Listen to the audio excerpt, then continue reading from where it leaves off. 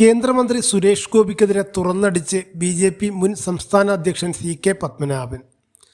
Suresh Gopi BJP. നേതാവോ പ്രവർത്തകനോ ആണെന്ന് പറയാൻ സാധിക്കില്ലെന്നും സിനിമയിൽ നിന്നും രാഷ്ട്രീയത്തിലേക്ക് വന്ന വ്യക്തിയാണ് അദ്ദേഹമെന്നും പത്മനാഭൻ തുറന്നടിച്ചു.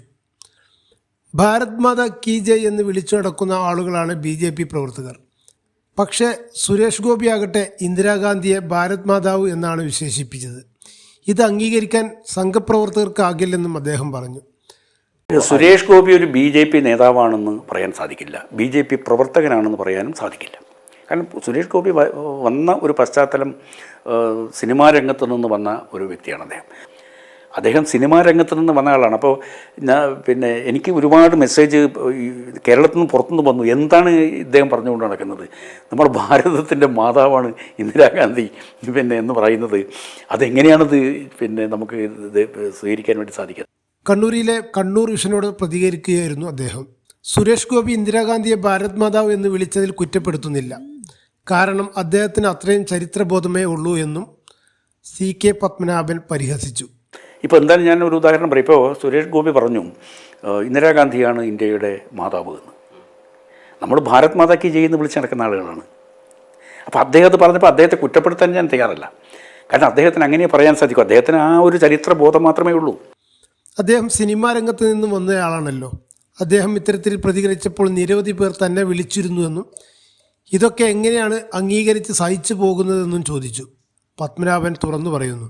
ബി.ജെ.പിയിലേക്ക് ആളുകൾ വരുന്നത് അടിസ്ഥാനപരമായ ആദർശത്തിൻ്റെ പ്രേരണ കൊണ്ടല്ലെന്നും അധികാരത്തിൻ്റെ പങ്ക് മോഹിച്ചാണെന്നും അദ്ദേഹം അഭിപ്രായപ്പെട്ടു.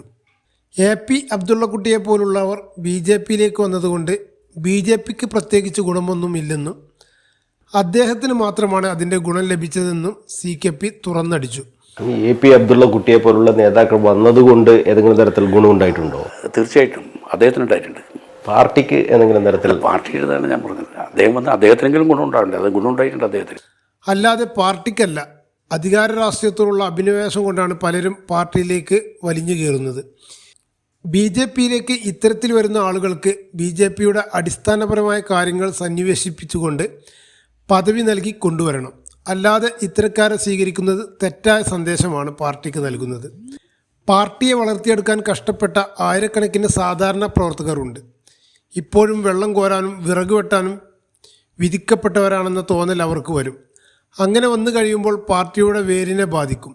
ഇപ്പോൾ തന്നെ പലർക്കും ചാഞ്ചല്യമുണ്ട്. മോദി വീണ്ടും അധികാരത്തിൽ വന്നതിനാലാണ് നിൽക്കുന്നത്. അധികാരം നഷ്ടപ്പെടുമ്പോൾ പാർട്ടി ക്ഷയിക്കുമ്പോൾ പദവി മോഹിച്ച് വന്നവരൊക്കെ പാർട്ടി വിട്ടേക്കും. പത്മനാഭൻ പറഞ്ഞു. കോൺഗ്രസ് മുക്ത ഭാരതം എന്ന് ആലങ്കാരികമായി പറയാം, എന്നല്ലാതെ പ്രായോഗികമാക്കാനാവില്ലെന്നു സി.കെ. പത്മനാഭൻ കൂട്ടിച്ചേർത്തു.